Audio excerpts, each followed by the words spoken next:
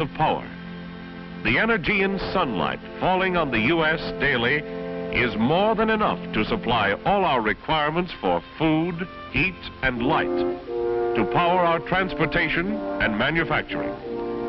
Today, we use sunlight stored in coal, once lush green vegetation, or the force of falling water, whose cycle is motivated by the sun. But locked in every growing plant is a mysterious process known as photosynthesis, nature's way of turning light into chemical energy. Science is patiently unlocking the secrets of photosynthesis, and we may well see an era wherein solar energy, like atomic energy, may be put to work as electric power. But there are electrical innovations long past the experimental stage. Look, already it is tomorrow. Welcome to an electrical home of the future, a new concept for living, whose elements are all practical possibilities now. Come in.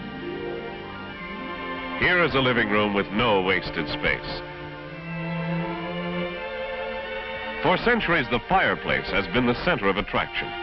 So here we have incorporated the modern age point of interest, the television set. This room, like the rest of the house, is light conditioned. Carefully planned lighting based on research and installed with a relay-operated remote control wiring system. This inexpensive system permits starting breakfast coffee by pressing a bedside switch, turning off the radio with a switch near the telephone. Lights can be turned on ahead and turned off behind you as you walk through the rooms. Just off the living room is the electric kitchen, organized to save steps, time, and energy. The combination soda fountain and snack bar adjoins the electric laundry where clothes can be washed, rinsed, dried, and ironed. Incorporated in the snack bar is the electric sink with a disposal and dishwasher. Here is greater freedom from drudgery than ever before. Indoor weather of this new world home is provided by the heat pump. A concept of living for the future, yes, but all components of this dream home are being manufactured today. Tomorrow, they can be part of your home too.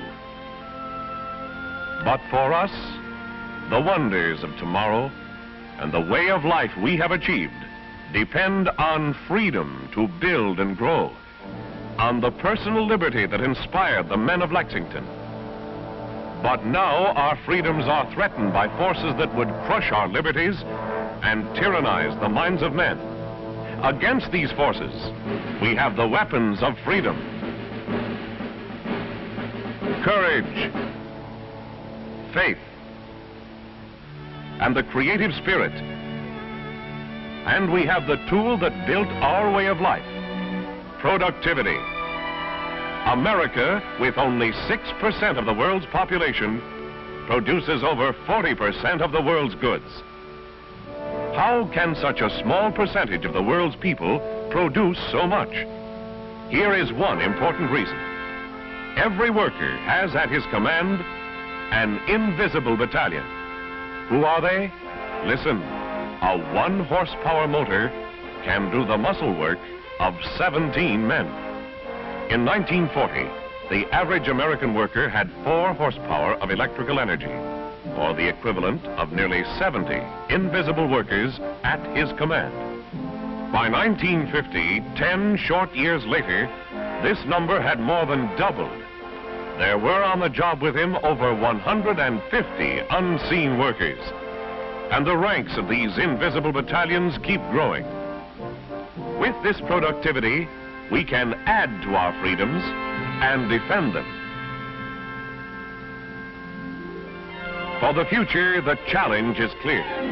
We must keep building our productivity to strengthen freedom at home and halt the tyranny abroad.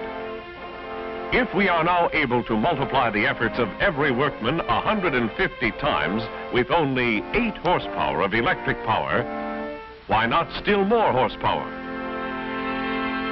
Why not 200, 300, 500 invisible workers on the job?